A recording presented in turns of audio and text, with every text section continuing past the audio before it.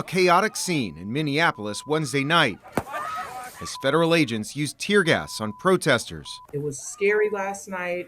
It was loud. Local leaders say this all started after a person was shot and wounded by a federal agent Wednesday night. It just turned into complete chaos. The Department of Homeland Security says this began as a targeted traffic stop of this Venezuelan man in the country illegally. DHS says he tried to escape, crashing his car and running away before assaulting an officer. According to DHS, they were struggling on the ground when two others, pictured here, came out of a nearby apartment, attacking the officer with a snow shovel and a broom handle. DHS calling this an ambush. The officer then fired his weapon, hitting the initial target of the traffic stop in the leg. Last night what we saw was 3 individuals weaponize shovels and brooms and attack an ICE officer that had to defend himself. This shooting came just a week after an ICE officer killed a U.S. citizen, Renee Good, in Minneapolis. DHS says the officer was acting in self-defense, claiming that Good was trying to run him over.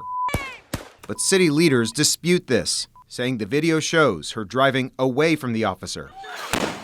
On Thursday morning, President Donald Trump issued a new warning, threatening to use the Insurrection Act, a more than 200-year-old law, to send troops into Minneapolis to quell protests against his immigration enforcement crackdown. The Insurrection Act is a tool at the president's disposal. As you know, it has been used sparingly, but it has been used by previous presidents in American history. Donald Trump wants this chaos. Governor Tim Walz has pushed back on the crackdown happening in his state. Let's be very, very clear. This long ago stopped being a matter of immigration enforcement.